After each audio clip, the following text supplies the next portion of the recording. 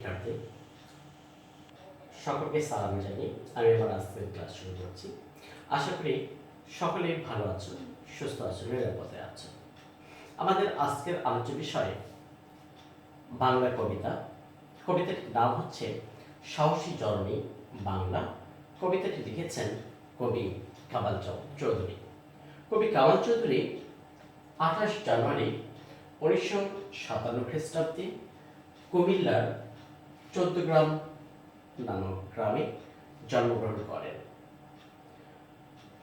কবি কামাল চৌধুরীর উল্লেখযোগ্য কাব্যগ্রন্থের মধ্যে রয়েছে মিছিলের সমান বয়সী, টানাপোড়েনের দিন, এই পথ এই কোলাহল, এসেছি নিজের ভোরে, ধূলি ও সাগর দৃশ্য, হে মাটি পৃথিবীর পুত্র, পান্থশালার ঘোড়া।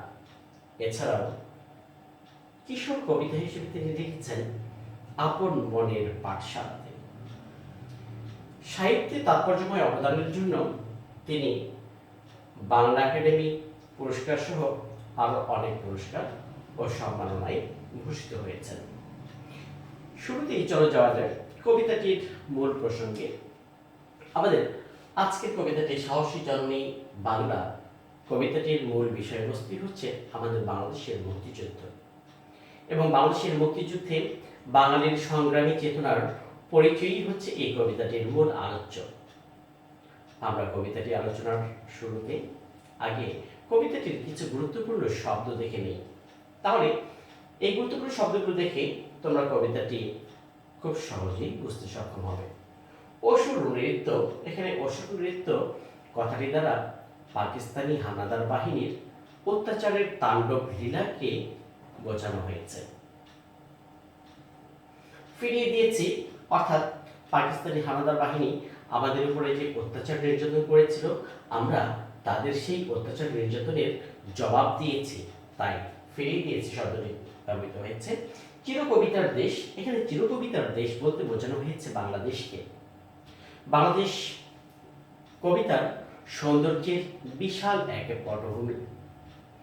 সৌন্দর্য কবিতার অন্যতম উপাদান, যা বাংলাদেশের প্রত্যেকটি পরতে পরতে ছড়িয়ে রয়েছে এবং বাঙালি জাতি জন্মগতভাবেই কবি, তাই বাংলাদেশ ও বাঙালি জাতিকে চিরকবিতার দেশ নামে আখ্যায়িত করেছেন কবি কামাল চৌধুরী।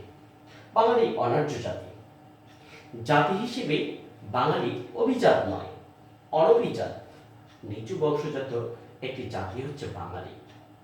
এবং পাকিস্তানি শাসক গোষ্ঠী ভেবেছিল এই অনার্য বা অনভিজাত জনগোষ্ঠীকে অত্যাচার, নির্যাতন, শাসন, শোষণ, দমন, পীড়নের মাধ্যমে আমাদেরকে নিশ্চিহ্ন করে দেবে, দমিয়ে রাখবে, শোষণে রাখবে, তাদের গোলাম করে রাখবে।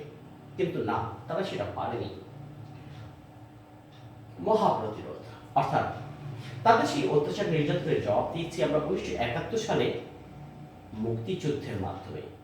মাত্র 9 মাসের যুদ্ধে আমরা তাদেরকে পরাজিত করতে সক্ষম হয়েছি। ঘৃণার কার্তুজ, একসময় প্রায় 1400 মাইলের ব্যবধানে দুটি ভূখণ্ড মিলে তথা পূর্ব পাকিস্তান এবং পশ্চিম পাকিস্তান মিলে একটি রাষ্ট্র গঠিত হলেও মুসলিম মুসলিম ভাই ভাই এই তত্ত্বের ভিত্তিতে আমরা তাদের সাথে একটি রাষ্ট্র গঠন করলেও শেষ পর্যন্ত আমরা তাদের সাথে থাকতে পারিনি তাদের অত্যাচার নির্যাতনের কারণে। অর্থাৎ তাদের অত্যাচার নির্যাতনের কারণে পাকিস্তানি বাহিনীর প্রতি বা পাকিস্তান সরকারের প্রতি বাঙালির ঘৃণা যেন বিস্ফোরিত হয়েছে, তাই ঘৃণার কার্তুজ শব্দটি ব্যবহৃত হয়েছে। এবার আসি বুকে চাপা মৃত্যের আগুন। আশা করি এই শব্দটি তোমাদের ব্যাখ্যা করতে হবে না, কেননা মুক্তিযুদ্ধে মায়ের অনেক সন্তান শহীদ হয়েছেন। সেই শহীদ মায়ের, শহীদ সন্তানদের চাপা মৃত্যের আগুন মায়ের বুকে যেন দাউ দাউ করে চলছে। নীলকমলেরা জাগে। নীলকমলেরা শব্দটি রূপকথা থেকে নেওয়া হলেও এই কবিতায় নীলকমলেরা শব্দটি মুক্তিযোদ্ধা অর্থে ব্যবহৃত হয়েছে। কবিতার হাতে রাইফেল, আমাদের দেশের যে কবিরা কবিতা লিখতেন, সেই কবিরা যেন তাদের কবিতাকেই বানিয়ে ফেলেছিলেন তাদের যুদ্ধাস্ত্র, অস্ত্র। কবিদের কবিতার প্রতিটা শব্দ বন্ধে যেন গোলা বারুদের মতো আওয়াজ হতো। তাদের প্রতিটা শব্দেই ছিল হুঙ্কার, সংগ্রাম, বিদ্রোহী মনোভাব। তাই কবি সাহিত্যরা যেন তাদের কবিতার মাধ্যমে, গায়করা যেন তাদের গানের মাধ্যমে পাকিস্তানি হানাদার বাহিনীর বিরুদ্ধে যুদ্ধ করেছেন। ভোজ হবে আজ প্রতিশোধে, অর্থাৎ পাকিস্তানি হানাদার বাহিনীর অত্যাচারের প্রতিশোধ গ্রহণ। এবার বাঘের থাবা। পাকিস্তানি হানাদার বাহিনীর শাসন শোষণের বিরুদ্ধে মুক্তিযোদ্ধাদের শক্তিশালী প্রতিরোধ বোঝাতে এবার বাঘের থাবা শব্দটি ব্যবহৃত হয়েছে। কান কেটে দিয়েছি তোদের, অর্থাৎ এখানে অপমানিত করা, লজ্জা করা। 1971 সালে পাকিস্তানি হানাদার বাহিনীকে পরাজিত করার মাধ্যমে যেন আমরা তাদের কান কেটে দিয়েছি, তাদেরকে লজ্জা দিয়েছি। তাহলে চলো এবার মূল কবিতাটিতে যাওয়া যাক। আশা করি এই শব্দগুলো তোমরা অনুধাবন করতে পেরেছ। এই শব্দগুলো মাথায় রেখে কবিতাটি পড়লে খুব সহজেই তোমরা কবিতাটি বুঝতে পারবে। তাহলে আমি কবিতাটি আলোচনা করছি। কামাল চৌধুরীর সাহসী চরণী বাংলা। তোদের অসুর নৃত্য ঠাঠা হাসি ফিরিয়ে দিয়েছে, অর্থাৎ পাকিস্তানি হানাদার বাহিনীর অত্যাচার নির্যাতনের তাণ্ডব লীলা, তাদের বর্বরচিত হাসি আমরা উপযুক্ত জবাব দিয়েছি 1971 সালে মুক্তিযুদ্ধে তাদেরকে পরাজিত করার মাধ্যমে। তোদের রক্তাক্ত হাত মুচড়ে দিয়েছি, অর্থাৎ বাঙালির রক্তে রঞ্জিত করেছিল তারা যে হাত, আমরা তাদের সেই হাত যেন মুচড়ে দিয়েছি, অর্থাৎ তাদের সেই অত্যাচারের উপযুক্ত জবাব দিয়েছি। চিরকবিতার দেশ ভেবেছিলে অস্ত্রে মাত হবে, এখানে বাংলাদেশকে ও বাঙালি জাতিকে চিরকবিতার দেশ নামে আখ্যায়িত করা হয়েছে। চিরকবিতার দেশ শব্দটি আমি ইতিমধ্যে তোমাকে ব্যাখ্যা করেছি। ভেবেছিলে অস্ত্রে মাত হবে, অর্থাৎ তারা আমাদেরকে অস্ত্র দেখিয়ে দমিয়ে রাখতে চেয়েছিল, অবদমিত করতে চেয়েছিল, কিন্তু না, তারা তা পারেনি। বাঙালি অনার্য জাতি, খর্বদেহ, ভাত খায় ভীতু, অর্থাৎ জাতি হিসেবে বাঙালি অনভিজাত এবং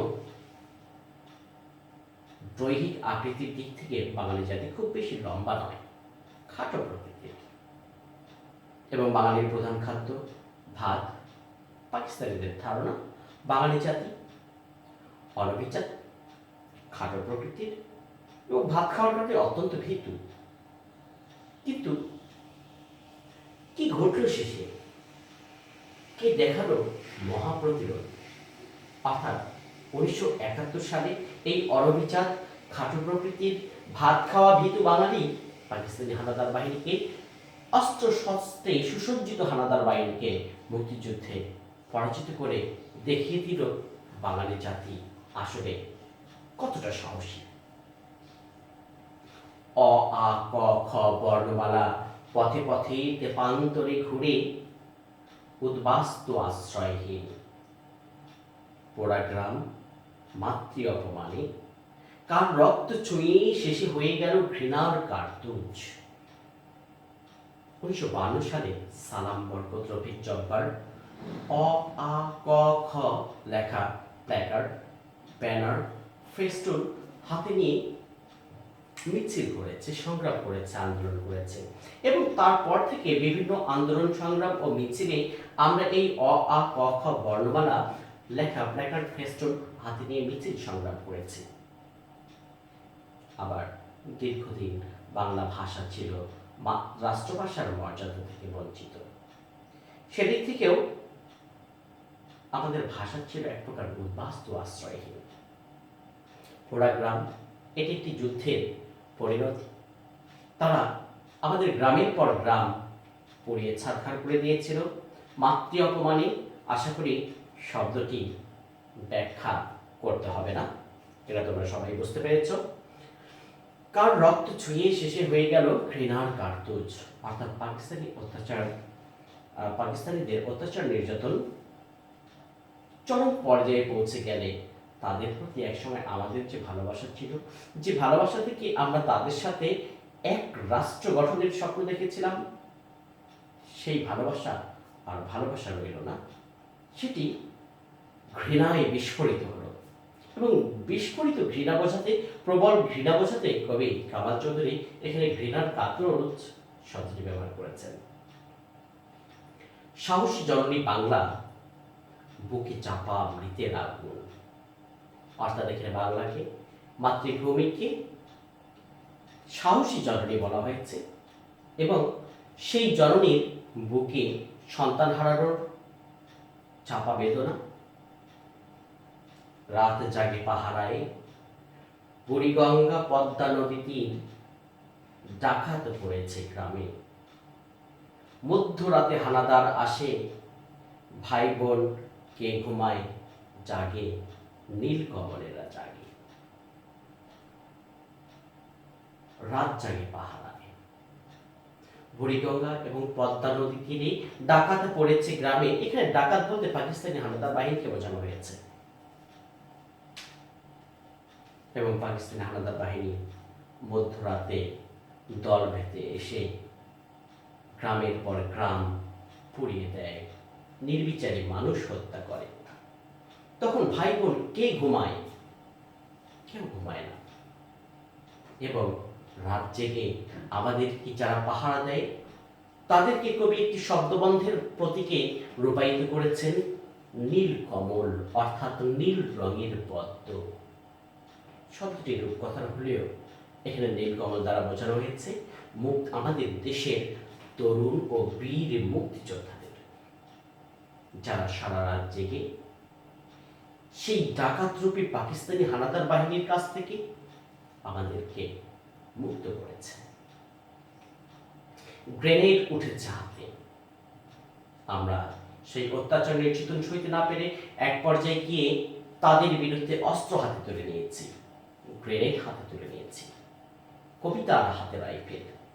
যে কবি যে কোমল হাতে কবিতা লিখতেন, তাদের মধ্যে অনেকেই সরাসরি অস্ত্র হাতে তুলে নিয়েছে যুদ্ধ করার জন্য।